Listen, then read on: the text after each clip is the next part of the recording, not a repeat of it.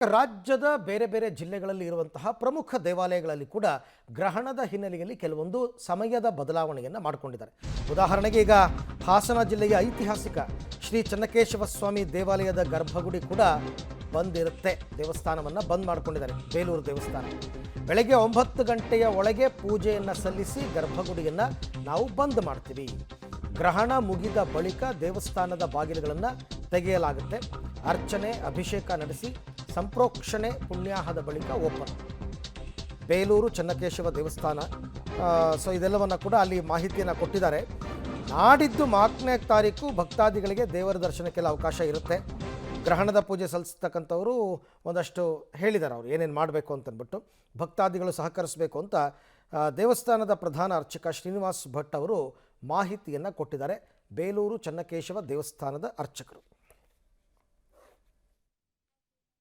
March 3ರಂದು ಕೇತುಗ್ರಸ್ತ ಚಂದ್ರಗ್ರಹಣ ಹಿನ್ನೆಲೆಯಲ್ಲಿ ಹಾಸನ ಜಿಲ್ಲೆಯ ಬಹುತೇಕ ದೇವಾಲಯಗಳಲ್ಲಿ ಗರ್ಭಗುಡಿ ಬಾಗಿಲನ್ನು ಬಂದ್ ಮಾಡಲಾಗ್ತದೆ. ಅದರಲ್ಲೂ ಐತಿಹಾಸಿಕ ಬೇಲೂರಿನ ಶ್ರೀ ಚನ್ನಕೇಶವ ಸ್ವಾಮಿ ದೇವಾಲಯದಲ್ಲೂ ಕೂಡ ನಾಳೆ ಗರ್ಭಗುಡಿಯನ್ನು ಬಂದ್ ಮಾಡಲಾಗ್ತದೆ. ಬಂದ್ ಮಾಡುವ ಮುಂಚೆ ಯಾವೆಲ್ಲ ಪೂಜಾ ಕೈಕಾರ್ಯಗಳು ನಡೀತವೆ ಅಂತ ಹೇಳಿ ದೇವಾಲಯದ ಪ್ರಧಾನ ಅರ್ಚಕರಾದ ಶ್ರೀನಿವಾಸ್ ಭಟ್ಟರ್ ಅವರು ನಮ್ಮ ಜೊತೆ ಇರೋಣ. ಅವ್ರನ್ನ ಕೇಳಿ ತಿಳ್ಕೋಣ. ನಾಳೆ ಕೇತುಗ್ರಸ್ತ ಚಂದ್ರಗ್ರಹಣ ಇದೆ, ನಾಳೆ ಪೂಜಾ ಕೈಂಕರ್ಯಗಳು ಯಾವ ಇರುತ್ತೆ? ಗರ್ಭಗುಡಿ ಬಾಗಿಲು ಎಷ್ಟೊತ್ತಿಗೆ ಬಾಗ್ಲಾಗುತ್ತೆ? ನಮತ್ಕೇಶವನಾಥಾಯ ನಯನಾನಂದಮೂರ್ತಯೇ ವೇಲಾಪುರ ನಿವಾಸಾಯ ಸತ್ಯಜ್ಞಾನಾಯ ವಿಷ್ಣುವೆ ಸತ್ಯಂ ಸತ್ಯಂ ಪುನಃ ಸತ್ಯಂ ಉದ್ಧೃತ್ಯ ಭುಜಮುಚ್ಯತೆ ವೇದಶಾಸ್ತ್ರಾತ್ ಪರಂ ನಾಸ್ತಿ ನ ದೈವಂ ಕೇಶವಾತ್ ಪರಂ. ಶ್ರೀಮತೆ ರಾಮಾನುಜಾಯ ನಮಃ. ವಿಶ್ವವಿತ್ಯಾಸ ಈ ಬೇಲೂರು ಚನ್ನಕೇಶಸ್ವಾಮಿ ದೇವಾಲಯದಲ್ಲಿ ಪ್ರತಿ ಗ್ರಹಣದಲ್ಲಿ ನಡೆದಂತೆ ನಾಳೆ ಕೇತುಗ್ರಸ್ತ ಚಂದ್ರಗ್ರಹಣವು ಸೂರ್ಯ ಉದಯ ಮುಂಚೆನೇ ಶುರುವಾಗೋದ್ರಿಂದ 3:40 ಪ್ರಾರಂಭ ಆಗಿ 6:47 ತನಕ ಇರೋದ್ರಿಂದ 9 ಗಂಟೆ ಕಾಲ ಮುಂಚೆ ಅಂದರೆ ನಾವು ಬೆಳಗ್ಗೆ ನಿತ್ಯ ಪೂಜೆ ಆಗಿ 9:30 ಒಳಗೆ ನಮ್ಮ ದೇವಾಲಯ ನಿತ್ಯ ಕೈಂಕರ್ಯ ಮುಗಿಸಿಕೊಂಡು ಸುತ್ತು ಪೂಜೆ ಮುಗಿಸಿ ಬಲಿಪ್ರದಾನ ಮುಗಿಸಿ ದೇವಾಲಯದ ಗರ್ಭಗುಡಿ ಬಾಗಿಲು ಹಾಕಲಾಗುತ್ತೆ. ಆವಾಗಿಂದ ದೇವಸ್ಥಾನದ ಇವರಿಗೆ ಪ್ರವಾಸಿಗರಿಗಾಗಲಿ ಇವರಿಗಾಗಲಿ ಅದೇ ದರ್ಶನವಿರುವುದಿಲ್ಲ ಗರ್ಭಗುಡಿ. ಆದರೆ ಹೊರಗಡೆ ಶಿಲ್ಪಕ ನೋಡೋದಕ್ಕೋಸ್ಕರ ಅವರಿಗೆ ದರ್ಶನಕ್ಕೆ ಅವಕಾಶ ಇರುತ್ತೆ. ನಾವು ಹೊರಗಡೆ ಗರ್ಭಗುಡಿ ಮಾತ್ರ ಬಾಗಿಲು ಹಾಕೋದ್ರಿಂದ 6:47 ನಂತರ ಮೋಕ್ಷ ಆದ ನಂತರ ನಾವು 7 ಗಂಟೆಯಲ್ಲಿ ನಮ್ಮ ನಿತ್ಯ ಕೈಂಕರ್ಯ ಮುಗಿಸ್ಕೊಂಡು 7:15 ಬಂದು ಅಂತರಂಗದಲ್ಲಿ ಮೊದಲು ಶುದ್ಧ ಪುಣ್ಯ ಆಗಿ ಸಂಪ್ರೋಕ್ಷಣೆಯಾಗಿ ಸುತ್ತುಗುಡಿಗಳಿಗೆ ಅಂತರಂಗ ಅಭಿಷೇಕ ಆಗಿ ಆಲಯ ಪ್ರೋಕ್ಷಣೆ ಆದಮೇಲೆ ಮಹಾನೈವೇದ್ಯ ಮತ್ತು ಮಹಾಮಂಗಳಾರತಿ ನಡೆಯೋದು. ದರ್ಶನಕ್ಕೆ ಭಕ್ತಾಗಲಿ ಅವಕಾಶ ಇರುತ್ತೆ. ಮತ್ತು ಇಲ್ಲಿ 7:15 ನಮ್ಮ ಇದರದ್ದು ಆರ್ಕಿಯಾಲಜಿ ಇರೋದು ಕ್ಲೋಸ್ ಮಾಡೋ ಹಂತ ಇರೋದ್ರಿಂದ ದರ್ಶನಕ್ಕೆ ಅವ್ರಿಗೆ ಏನು ಅವಕಾಶ ಆಗುತ್ತೋ ಅನ್ನೋದು ನಾವು ಹೇಳೋದಕ್ಕೆ ಸ್ವಲ್ಪ ಪ್ರಾರಂಭ ಆಗುತ್ತೆ. 8:30 ಮುಗಿದ ಮೇಲೆ ಎಷ್ಟು ಜನ ಇರ್ತೋ ದರ್ಶನ ಮಾಡ್ಕೊಂಡು ಹೋಗ್ಬೋದು. ಮತ್ತು ಮಾರನೇ ದಿನ ಬೆಳಗ್ಗೆ ಮಾಮೂಲಿ 7:15 ಬಂದು ದರ್ಶನಕ್ಕೆ ಅವಕಾಶ ಇರುತ್ತೆ.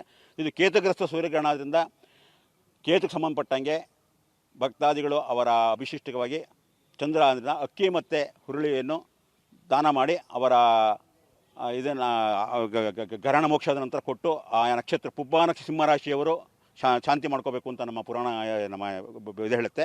ಹಾಗಾಗಿ ಆ ನಕ್ಷತ್ರದಲ್ಲಿ ಹುಟ್ಟಿದವರು ಬೆಳಗ್ಗೆ ಗ್ರಹಣ ಹಿಡಿದಾಗ ಸ್ನಾನ ಮಾಡಿ ಕೂತ್ಕೊಂಡು ಜಪ ಮಾಡಿಕೊಂಡು ಇದನ್ನು ದಾನ ಮಾಡಿ ದೇವಸ್ಥಾನದಲ್ಲಿ ಯಾರ್ಯಾರು ದಾನ ಮಾಡಿದ್ರೆ ಅವರ ಏನು ಅಭಿಷ್ಟಿಕ ನೆರವೇರುತ್ತೆ ಅಂತ ಪುರಾಣ ಹೇಳುತ್ತೆ.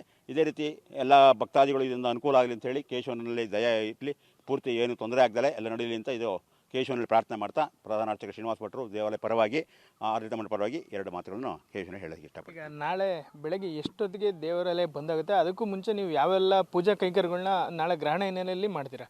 ಗ್ರಹಣ ಹಿನ್ನೆಲೆಯಲ್ಲಿ ನಮಗೆ ನಿತ್ಯ ಪೂಜೆ ಮಾತ್ರ ಈಗ ಇರುತ್ತೆ. ಮಾಮೂಲಿ ಏನು ಇವತ್ತು ಪ್ರತಿನಿತ್ಯ ನಡೆಯುವಂಥ ಬೆಳಗ್ಗೆ ಬಾಗಿಲು ತೆಗೆದ ತಕ್ಷಣ ನಮ್ಮ ಹೊರಗಡೆ ಅಂತರಂಗ ಅಭಿಷೇಕ, ಅಂತರಂಗ ಪೂಜೆ, ಅಂತರಂಗಾಗಿ ಸುತ್ತಲೂ ಪೂಜೆ ಆಗಿ ಅವರಿಗೆ ಇದ್ರ ನಿಮಿತ್ತ ನಾವೊಂದು ಸಂಕಲ್ಪ ಮಾತ್ರ ಬೆಳಗ್ಗೆ ಮಾಡ್ಕೊಂಡಿರ್ತೀವಿ ಗ್ರಹಣ ನಿಮಿತ್ತವಾಗಿ. ಮತ್ತು ಅದು ಮುಗಿದ ಮೇಲೆ ನಾವು 9:45 10 ಗಂಟೆ ನಿತ್ಯ ಪೂಜೆ ಮುಗಿದ ತಕ್ಷಣ ದೇವಾಲಯ ಗರ್ಭಗುಡಿಯನ್ನು ಬಾಗಿಲು ಸೀಲ ಮಾಡ್ಕೊಂಡೋಗುತ್ತೆ.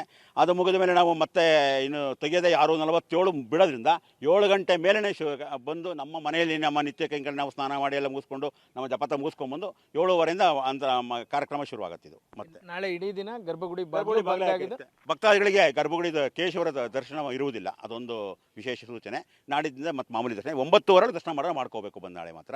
ಆಮೇಲೆ ಗ್ರಹಣ ಬಿಟ್ಟ ಮೇಲೆ ನಮ್ಮ ಪೂಜೆ ಕೈಂಕರ್ಯಗಳು ಶುರುವಾಗುತ್ತೆ. ಕಾರ್ಯಕ್ರಮಗಳು ನಿತ್ಯ ಪೂಜೆ ಗ್ರಹಣ ಬಿಟ್ಟ ತಕ್ಷಣ ಒಂದು ನಾವು ದೇವಾಲಯಕ್ಕೆ ಪ್ರೋಕ್ಷಣೆ ಮಾಡಿಕೊಂಡು ಅಂತರಂಗ ಅಭಿಷೇಕ ಆಗಬೇಕು, ಆಮೇಲೆ ಆಲಯ ಸಂಪ್ರೋಕ್ಷಣೆ ಆಗಬೇಕು, ಅವೆಲ್ಲ ನಡೆದು ಆಮೇಲೆ ಮಹಾನೈವೇದ್ಯ ಆಗಿ ಬಲಿಪ್ರದಾನ ಮುಗಿಸಿ ಮುಂದಿನ ಕೈಕಾರ್ಯಗಳು ಎಲ್ಲರಿಗೂ ಅನುಕೂಲ ಮಾಡಿಕೊಡ್ತೀವಿ.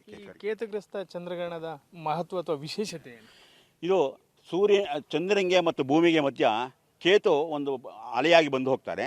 ಹಾಗೆ ಇದರಲ್ಲಿ ಕೇತು ಬರೋದ್ರಿಂದ ಅವನ ಕ್ರೂರ ದೃಷ್ಟಿ ಯಾರ ಮೇಲೆ ಬೀಳಬಾರ್ದು ಅಂಥೇಳಿ ಆ ಒಂದು ನಡೆಸ್ಕೊಳ್ಳೋ ಉದ್ದೇಶ ಇದು. ಕೇತುಗೆ ಸಂಬಂಧಪಟ್ಟಿದ್ದು ಅವನು ಹುರುಳಿ, ಅವನಿಗೆ ಇದು ಧಾನ್ಯ. ಹಾಗಾಗಿ ಆ ಕೇತುಗ್ರಸ್ತ ಚಂದ್ರಗ್ರಹಣ ಆದ್ರಿಂದ, ಚಂದ್ರನಿಗೆ ಅಕ್ಕಿ ಇರೋದ್ರಿಂದ ಗ್ರಹಣ ಆ ಉಪ ನಕ್ಷತ್ರ ಸಿಂಹರಾಶಿಗೆ ಹಿಡಿಯೋದ್ರಿಂದ ಆ ನಕ್ಷತ್ರದವರು ಪೂರ್ವವಾಗಿ ಹಿಂದೂ ಮಕಾನ ಬರೋದ್ರಿಂದ ಆ ನಕ್ಷತ್ರದ ಮತ್ತು ರಾಶಿಯವರು ಈ ಸ್ನಾನ ಗ್ರಹಣ ನಿಮಿತ್ತ ಹಿಡಿದಾಗ ಸ್ನಾನ ಮಾಡಿ ಆ ಗ್ರಹಣ ಬಿಡೋ ತನಕನೂ ಚಂದ್ರ ಬಗ್ಗೆ ಪ್ರಾರ್ಥನೆ ಮಾಡಿ, ಆಮೇಲೆ ಗ್ರಹಣ ಬಿಟ್ಟ ಮೇಲೆ ಮತ್ತೆ ಸ್ನಾನ ಮಾಡಿ ಪ್ರಾರ್ಥನೆ ಮಾಡಿಕೊಂಡು ಇವೆರಡು ಧಾನ್ಯನ ದೇವಾಲಯಕ್ಕಾಗಲಿ ಯಾರು ಇವರಿಗೆ ಪುರೋಹಿತರಿಗಾಗಲಿ ಕೊಟ್ಟು ನಮಸ್ಕಾರ ಮಾಡಿದ್ರೆ ಅವರಿಗೆ ಸಂಬಂಧಪಟ್ಟ ಅದಕ್ಕೇನು ಗ್ರಹಣ ಶಾಂತಿ ಆದಂಗೆ ಆಗುತ್ತೆ ಅಂತ ನಮ್ಮ ಪುರಾಣ ಉಲ್ಲೇಖ ಹೇಳುತ್ತೆ. ಹಾಗಾಗಿ ಅದು ಮಾಡಿದ್ರೆ ಒಳ್ಳೆಯದು ಅಂತ ಎಲ್ಲ ಸಭಿಕರಲ್ಲಿ ಮತ್ತು ಭಕ್ತಾದಿಗಳಲ್ಲಿ ಈ ಮೂಲಕ ಪ್ರಾರ್ಥನೆ ಮಾಡ್ಕೋತಾ ಇದ್ದೀವಿ. ಇದು ಚಂದ್ರಗ್ರಹಣ ಹಿನ್ನೆಲೆಯಲ್ಲಿ ಐತಿಹಾಸಿಕ ಬೇಲೂರಿನ ಶ್ರೀ ಚನ್ನಕೇಶವ ಸ್ವಾಮಿ ದೇವಾಲಯದಲ್ಲಿ ನಾಳೆ ಬೆಳಗ್ಗೆ ಪೂಜೆಯ ನಂತರ ಗರ್ಭಗುಡಿಯನ್ನು ಬಂದ್ ಮಾಡಲಾಗ್ತದೆ. ಮಾರನೇ ದಿನ ಭಕ್ತರಿಗೆ ದೇವಾಲಯಕ್ಕೆ ಪ್ರವೇಶ ಇರ್ತದೆ. ಅಲ್ಲದೆ ಏನು ಹೊರಗಡೆ ದೇವಾಲಯಕ್ಕೆ ಬರ್ತಕ್ಕಂಥ ಪ್ರವಾಸಿಗರಿದ್ರೆ ಅವರು ದೇವಾಲಯವನ್ನು ನೋಡ್ಬೋದು ಹೊರತು ಚನ್ನಕೇಶವ ಸ್ವಾಮಿ ದರ್ಶನ ಇರುವುದಿಲ್ಲ ಅಂತೇಳಿ ಇಲ್ಲಿನ ಪ್ರಧಾನ ಅರ್ಚಕರಾದಂತಹ ಶ್ರೀನಿವಾಸ್ ಭಟ್ರವರು ಮಾಹಿತಿಯನ್ನು ನೀಡಿದ್ದಾರೆ. ಕ್ಯಾಮ್ರಾ ಪರ್ಸನ್ ನಾಗರಾಜ್ ಜೊತೆ Shashidhar BC public TV, Belur.